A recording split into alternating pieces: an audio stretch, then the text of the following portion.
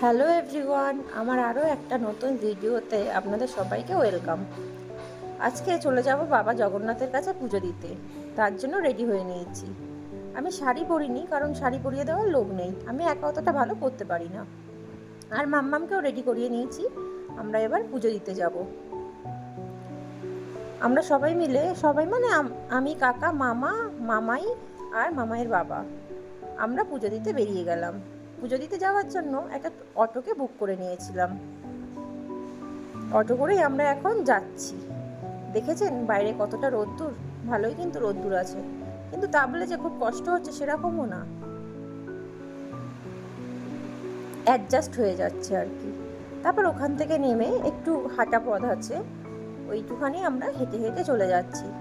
যেতে যেতেই দেখি সামনে পুরীর মন্দিরটা দেখা যাচ্ছে, আর আকাশটা অসম্ভব সুন্দর লাগছে। কি সুন্দর লাগছে বলুন জায়গাটা, দারুণ লাগছে। এখানটায় দাঁড়িয়ে থাকতে ইচ্ছা করছে। শীতকাল হলে একটু বেশিই মজা হতো, দাঁড়িয়ে দাঁড়িয়ে দেখা যেত, কিন্তু গরম তো সহ্য করা যাচ্ছে না। তারপর আমরা কিন্তু গিয়ে পুজো টুজো দিয়ে নিয়েছিলাম। তারপরে একটুখানি ছবি টবি তুলে নিলাম। এই যে পুরীর মন্দিরের সামনে আমিও একটুখানি দাঁড়িয়ে সেলফি তুলে নিলাম। আমরা একটু দাঁড়িয়ে একটু ছবি তুলে নিলাম। তারপর হোটেলে এসে স্নান টান করে নিয়েছিলাম, ওইটার আর ভিডিওটা করিনি। তারপর ডাইরেক্ট খেতে বসে গেছি। হোটেলে এসে স্নান করেছি মানে আমরা কিন্তু সমুদ্রে গেছিলাম, এসে সমুদ্রে গেছি, তারপরে এসে স্নান করে আবার খেতে বসেছি।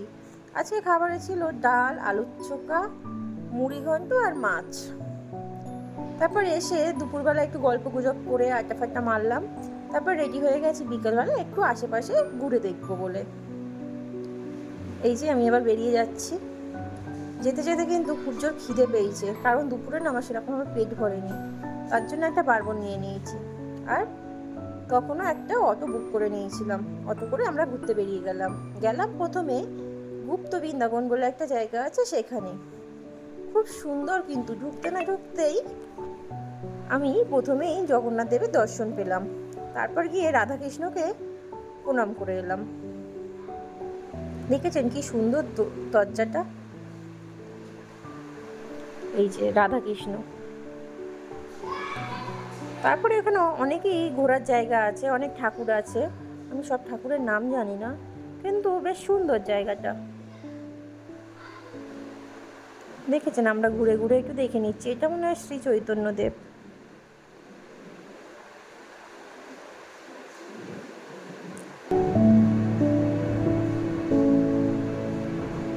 তারপর আমরাও একটুখানি ছবি তুলে নিলাম, আমি, মামাই আর মামাইয়ের বাবা।